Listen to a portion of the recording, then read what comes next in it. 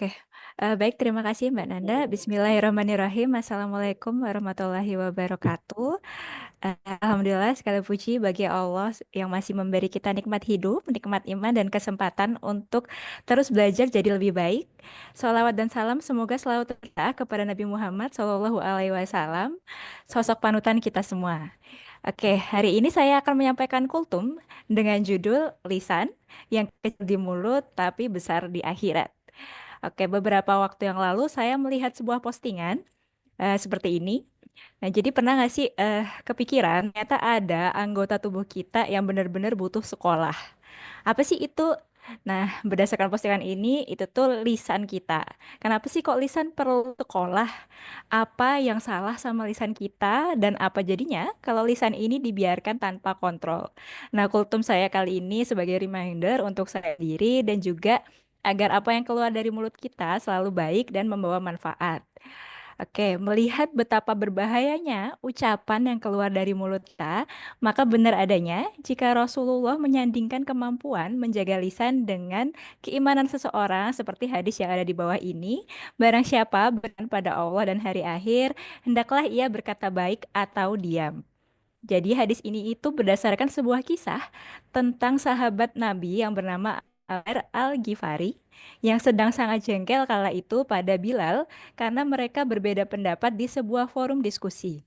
Ia kemudian berucap dengan kalimat manusia itu, "Wahai anak budak hitam."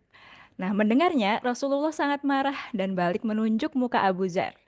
Beliau berkata, "Masih ada sifat liah di dalam dirimu." Abu Zar Al-Ghifari ini memang seseorang yang dikenal sangat jujur.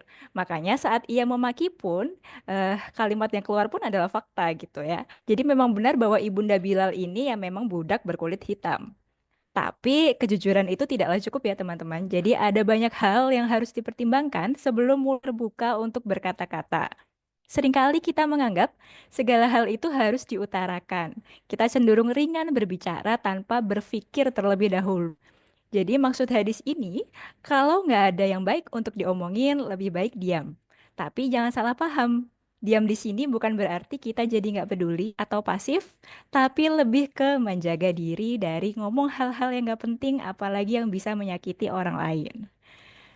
Oke, di sini Allah Subhanahu wa taala memberi perintah yang serupa di dalam Al-Qur'an yang bunyinya Qul li ibadi yaqulu Allahi hiya ahsan, yang artinya katakanlah kepada hamba-hambaku hendaklah mereka mengucapkan perkataan yang paling baik.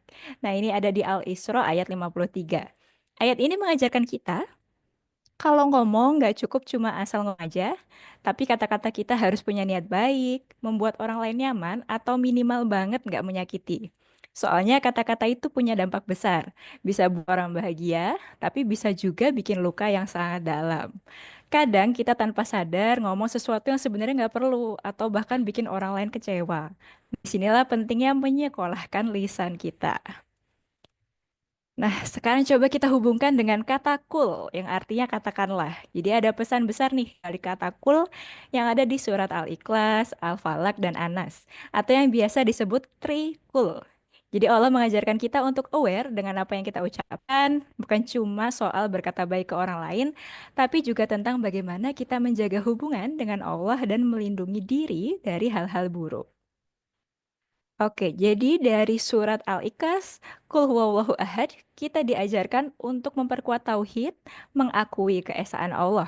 Jadi dengan lisan terus mengingat Allah, kita jadi lebih terjaga dari ucapan yang sia-sia.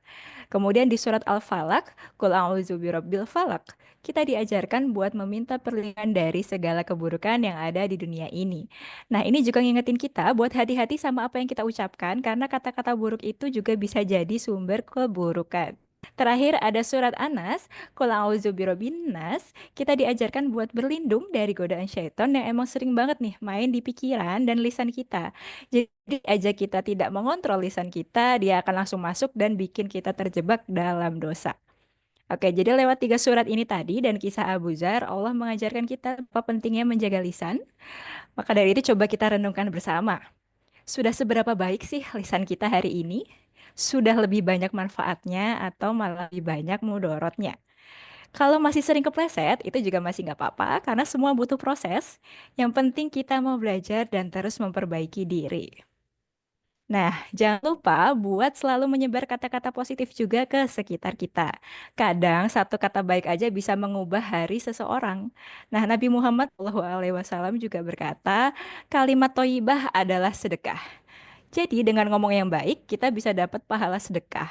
Nggak perlu keluar uang, cuma butuh niat baik dan lisan yang terjaga. Jadi mulai sekarang, yuk lebih sering kasih semangat ke orang lain, ucapkan terima kasih atau minta maaf kalau salah. Hal-hal kecil ini dampaknya luar biasa. Jadi semoga Allah bimbing kita untuk selalu menjaga lisan kita, memberi keberkahan di setiap kata yang kita ucapkan, dan menjauhkan kita dari ucapan-ucapan yang buruk. Mungkin sekian dari saya. Terima kasih buat teman-teman yang sudah mendengarkan dari awal sampai akhir. Semoga Kultum pagi ini bisa menjadi pengingat untuk kita semua. Akhirul kalam. Wassalamualaikum warahmatullahi wabarakatuh. Terima kasih.